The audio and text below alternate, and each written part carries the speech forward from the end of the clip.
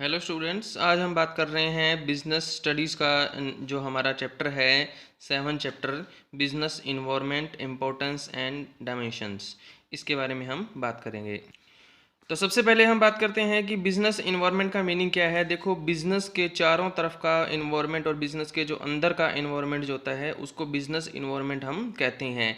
यानी कि इसमें वो सारे फैक्टर इन्वॉल्व हम करते हैं जो हमारे बिजनेस की एक्टिविटी के ऊपर इफेक्ट डालते हैं। उन सभी फैक्टर को हम क्या है इन्वायरमेंट के अंदर इंक्लूड करते हैं। जनरली हम इन्वायरमेंट के बारे में बात करें कि इन्वायरमेंट क्या है, तो हमारे चारों तरफ मौजूद सभी फैक्टर, सभी तत्व जो हमें प्रभावित करते हैं वो हमारा वातावरण है, वो हमारा क्या है इन्वायरमेंट है। जैसे हवा है, पानी है, पेड़ पौधे है, ये सारे इन्वायरमेंट है। लेकिन हम यहाँ पर उस इन्वायरमेंट के बारे में बात नहीं कर रहे। अब यहाँ पर हम जो बात कर रहे हैं वो बिजनेस इन्वायरमेंट के बारे में बात कर रहे हैं। बिजनेस इन्वायरमेंट क्या है? जो बिजनेस के चारों तरफ अंदर और बाहर जो फैक्टर्स होते हैं वो बिजनेस इन्वायरमेंट में इंक्लूड किए जाते हैं। इसमें जैसे हम एग्जांपल के तौर पे बात करें कि जैसे बिजनेस के अंदर एम्प्लॉई हैं वो इफेक्ट डालते हैं, मैनेजर्स हैं, पॉलिसीज़ हैं, ठीक है, रूल रेगुलेशन है, कोई नियम बना हुआ है, मान लो बिजनेस में रूल बना हुआ है, वो रूल बिजनेस के ऊपर इफेक्ट डालेगा। बाहर कोई पॉलिटिकल पार्टी है, टेक्निकल इन्वायरमेंट है, वो इफेक्ट डालता है। टेस्ट प्रेफरेंस है, फैशन में बदलाव आता है, तकनीक में बदलाव आता है, ये सारी चीज़ें बिजनेस के ऊपर प्रभाव डालती हैं। तो ये सभी जो फैक्टर हैं इनको हम शामिल करते हैं बिजनेस इन्वायरमेंट के अंदर।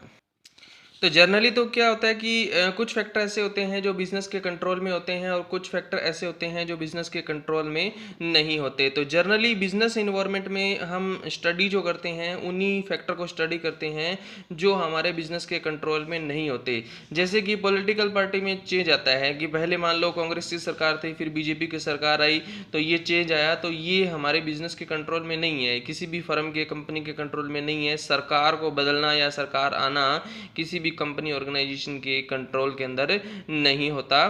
तो ये बिजनेस इन्वायरमेंट में हम उन्हीं फैक्टर को इंक्लूड करते हैं जो हमारे कंट्रोल में नहीं होते। वैसे तो जो कंट्रोल में होते हैं वो भी शामिल किए जाते हैं और जो कंट्रोल में नहीं होते वो भी बिजनेस इन्वायरमेंट का पार्ट होते हैं, पर मेनली इसमें क्या है उन्हीं को स्टडी किया जाता है, क्योंकि जो फैक्टर कंट्रोल में होते हैं उनको तो हम कंट्रोल करके और उनसे पड़ने वाले जो इफेक्ट हैं उनसे हम क्या है बच सकते हैं। लेकिन क्या है जो कंट्रोल में नहीं होते उनसे हम क्या है नहीं बच सकते। तो इसमें देखो बताया गया है कि बिजनेस इन्वायरमेंट जो है वो क्या है सभी उन फैक्टर को इंक्लूड करता है जो बिजनेस के बाहर मौजूद होते हैं और जो बिजनेस के कंट्रोल में क्या है नहीं होते, और ये सभी क्या है बिजनेस के ऊपर किसी न किसी तरह से क्या है इफेक्ट डालते हैं। उसके बाद हम बात करते हैं इसमें नेक्स्ट जो पॉइंट है वो है करेक्टरिस्टिक ऑफ बिजनेस इन्वायरमेंट, यानी कि बिजनेस इन्वायरमेंट के विशेषताएं कौन कौन सी हैं। तो देखो इसमें पहली जो फीचर है वो दे रखी है टोटलिटी ऑफ एक्सटर्नल फोर्सेस, यानी कि इसमें हम किन शक्तियों को शामिल करते हैं? एक्सटर्नल फोर्स, बाहरी तत्वों को शामिल करते हैं। बाहर के जो फैक्टर होते हैं बिजनेस के बाहर से, बाहर का मतलब जो बिजनेस के कंट्रोल में नहीं होते, बिजनेस के ऊपर इफेक्ट डालते हैं लेकिन कंट्रोल में नहीं होते। जैसे कि पॉलिटिकल पार्टी का बदलना, राजनीतिक पार्टी का बदलना बिजनेस के नियंत्रण में नहीं होता। लोगों का फैशन बदल जाना, यानी कि मान लो कि पहले फैशन कुछ अलग था, अब कुछ फैशन अलग आ गया, ठीक है, एक दूसरे को देख करके। जैसे मान लो इंडिया के अंदर धीरे धीरे वेस्टर्न कल्चर आ गया, तो ये बिजनेस के कंट्रोल में नहीं है। इसी तरह से लोग क्या है अब धीरे धीरे, जैसे आप लोग देखते हो बाजार के अंदर पहले लोग क्या है जो प्रोडक्ट है, मान लो ब्रांडेड प्रोडक्ट हैं, उनको ज़्यादा पसंद करते थे, लेकिन अब धीरे धीरे उनका जो रुझान है, उनका जो बदलाव है वो क्या है देसी जो प्रोडक्ट है उनकी तरफ क्या है होने लग गया है कि मान लो कि नेचुरल चीज़ें हम खाएं, ठीक है। तो जैसे मान लो खेतों के अंदर क्या है पहले पेस्टिसाइड वगैरह का ज़्यादा यूज़ होता था, अब धीरे धीरे उसका ट्रेंड जो है वो कम होने लग गया। तो ये चीज़ें क्या है ऑटोमेटिकली मान लो लोगों के माइंड से रिलेटेड होती हैं, ह्यूमन बिहेवियर से रिलेटेड होती हैं, ठीक है। तो ये हमारे बिजनेस में से कंट्रोल्ड क्या है नहीं होती। इसी तरह से मान लो कि किसी पर्टिकुलर एरिया के अंदर क्या है, मान लो पहले वाइन जो है, शराब जो है वो क्या है लोग ज़्यादा यूज़ करते थे, लेकिन फिर गवर्नमेंट ने क्या है उसके ऊपर बैन लगा दिया कि यहाँ पर शराब की बिक्री नहीं होगी, ठीक है। तो अब जो कंपनियाँ शराब का मैन्युफैक्चर करती हैं तो उसके ऊपर क्या है इनका इफेक्ट पड़ेगा, उनकी सेल जो है वो क्या हो जाएगी, कम हो जाएगी। तो इस तरह से क्या है, ये सारी की सारी क्या है, एक्सटर्नल फोर्सेस जो है वो क्या है, होती है। दूसरा आता है इसमें जो पॉइंट है वो है स्पेसिफिक एंड जनरल फोर्सेस। तो ये जो फैक्ट इसमें फोर्सेस जो होती हैं, शक्तियाँ जो होती हैं, जो फैक्टर होते हैं वो दो तरह के होते हैं। एक तो स्पेसिफिक होते हैं और एक क्या है, जनरल फैक्टर होते हैं। स्पेसिफिक कौन से होते हैं, जो स्पेशल एक पर्टिकुलर इंडस्ट्री की जो फर्में होती हैं उनको सेपरेटली इफेक्ट डालती हैं, अलग अलग प्रभाव डालती हैं, उनको हम क्या कहते हैं, विशेष, यानी कि जिसका इफेक्ट किसी पर्टिकुलर क्या है, फर्म पे पड़े। जैसे कि मान लो ग्राहक है, इसमें हम एक एग्जांपल लेते हैं कि जैसे मैगी जो है वो क्या है, पहले मार्केट में क्या है, काफ़ी टाइम से क्या है मार्केट में आ रही है, और बीच में क्या है उसमें लेड की क्वांटिटी ज़्यादा आने की वजह से क्या है उसका प्रोडक्शन जो है वो रुक गया, गवर्नमेंट ने बैन लगाया, और धीरे धीरे क्या है, पहले तो देखो बैन लगने से पहले तो क्या है लोगों के माइंड में क्या है बड़ी अच्छी इमेज जो है वो बनी हुई थी, और फिर क्या है जैसे ही लोगों को पता चला कि इसमें क्या है प्रोडक्ट में कोई फॉल्ट है, तो उनके माइंड में उसकी क्या है नेगेटिव इमेज जो है वो बन गई। तो ग्राहक जो है अब मान लो मार्केट में जाते हैं तो ज़्यादातर क्या है दूसरी कंपनी का परचेज करना अगर वो पसंद करते हैं, मैगी जो है नेस्ले कंपनी का जो प्रोडक्ट परचेज करना पसंद नहीं करते, तो ये क्या हो गया, स्पेसिफिक फोर्स हो गया। यानी कि कस्टमर जो है जैसे कि वो क्या है स्पेसिफिक जो है वो शक्ति है जिसका इफेक्ट किसी फर्म पे ही पड़ता है। इसी तरह से सप्लायर है या कम्पिटिटिव फर्म है, इन्वेस्टर हैं, ये ऐसे फैक्टर होते हैं जो किसी पर्टिकुलर फर्म के ऊपर क्या है इफेक्ट डालते हैं। नेक्स्ट पॉइंट है वो जनरल फोर्स। जनरल यानी कि सामान्य शक्तियां, सामान्य वो होती हैं जो एक फर्म पर इफेक्ट ना डाल करके एक इंडस्ट्री के अंदर, एक उद्योग के अंदर जितनी भी फर्में होती हैं उन सभी के ऊपर इफेक्ट डालती हैं, उसको हम क्या कहते हैं, जनरल फोर्सेस कहते हैं। जैसे कि पॉलिटिकल पार्टी बदलती है तो एक देश के अंदर जितनी भी फर्में होती हैं उन सभी पे इफेक्ट डालती है। नया कोई रूल आता है, कानून आता है, उसका इफेक्ट सभी के ऊपर पड़ता है। ठीक है, इसके अलावा क्या है जो सामाजिक शक्तियां हैं वो भी क्या है सभी पे, यानी कि लोगों के रीति रिवाज वगैरह बदल जाना, ये भी क्या है सभी फर्मों के ऊपर क्या है इफेक्ट डालती हैं।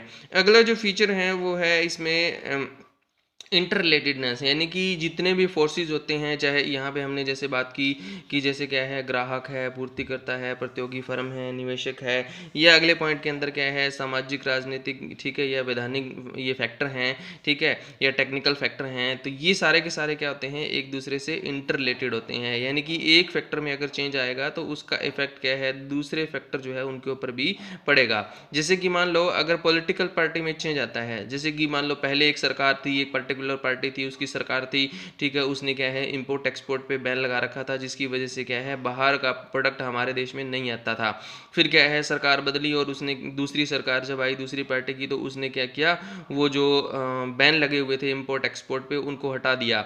हटाने से क्या होगा, बाहर की नई टेक्नोलॉजी क्या है हमारे इंडिया के अंदर आएगी, और उसका इफेक्ट जो है वो क्या है सभी फर्मों के ऊपर क्या है पड़ेगा। और जब नई टेक्निक आएगी तो क्या है कहीं ना कहीं लोगों के रीति रिवाज, फैशन क्या है, उन चीज़ों के ऊपर भी क्या है इफेक्ट पड़ेगा। उसका इफेक्ट जो है कस्टमर है उसके ऊपर भी पड़ेगा, इन्वेस्टर जो होते हैं उनके ऊपर भी पड़ेगा, सप्लायर, कंपटीटर, यानी कि सभी फैक्टर जो है उनके ऊपर पड़ेगा। अब बदलाव किसमें है, सिर्फ एक चीज़ में, पॉलिटिकल पार्टी में। तो इस तरह से अगर क्या है किसी एक चीज़ में चेंज आता है तो उसका इफेक्ट क्या है सभी फर्मों के ऊपर क्या है पड़ता है, और सभी फैक्टरों के ऊपर क्या है उसका कहीं ना कहीं इफेक्ट पड़ता है, और सभी में चेंजेज आता है। फोर्थ जो पॉइंट है वो है इसमें डायनेमिक नेचर, यानी कि इसमें जितने भी फैक्टर आते हैं, चाहे वो इसमें पॉलिटिकल फैक्टर हो, सोशल फैक्टर हो, या फिर क्या है लीगल फैक्टर हो, या फिर टेक्निकल फैक्टर हो, ये सारे के सारे जितने भी फैक्टर्स होते हैं, सारे फोर्सेस होते हैं, ये क्या है डायनेमिक नेचर के होते हैं, यानी कि ये बदलते रहते हैं। जैसे पॉलिटिकल पार्टी बदलती रहती है, टेक्निक बदलती रहती है, रूल रेगुलेशन बदलते रहते हैं, सोसाइटी के अंदर क्या है लोगों की जो रीति रिवाज वगैरह जो है कल्चर है उसमें क्या है चेंजेस जो है वो क्या है आते रहते हैं। तो फैक्टर जो हैं वो सारे के सारे क्या है डायनेमिक नेचर के हैं। तो बिजनेस में मैनेजर जो होता है उसको उसके लिए बड़ा ये मुश्किल पॉइंट होता है कि जब फैक्टर में चेंजेस आता है तो उसको जल्दी से उसके बारे में पता लगाना कि कौन से फैक्टर में चेंज आ रहा है, उसका इफेक्ट दूसरे कौन कौन से फैक्टर के ऊपर पड़ेगा। तो ये सारी चीज़ें भी उसको क्या है ध्यान रखनी चाहिए।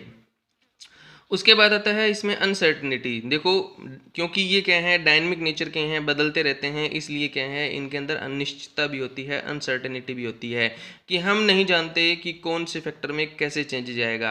एग्जाम्पल के तौर पे आपके सामने एक बड़ा अच्छा एग्जाम्पल, जैसे अभी कोरोना मान लो चल रहा है, ठीक है, तो इसमें क्या है कोई भी या कोई और मतलब इसी तरह से कोई महामारी आती है, या फिर क्या है कोई वर्ल्ड वार होता है, या कोई कुछ भी होता है, तो वो क्या है सब अनसर्टेन होता है। एकदम से अगर कुछ हो जाता है, जैसे अभी मान लो एकदम से कोरोना हो गया तो फैल गया है, तो उसकी वजह से क्या है लॉकडाउन हो गया, जिसका इफेक्ट क्या है सभी फर्मों के ऊपर क्या है पड़ रहा है। तो ये क्या था, अनसर्टेन था।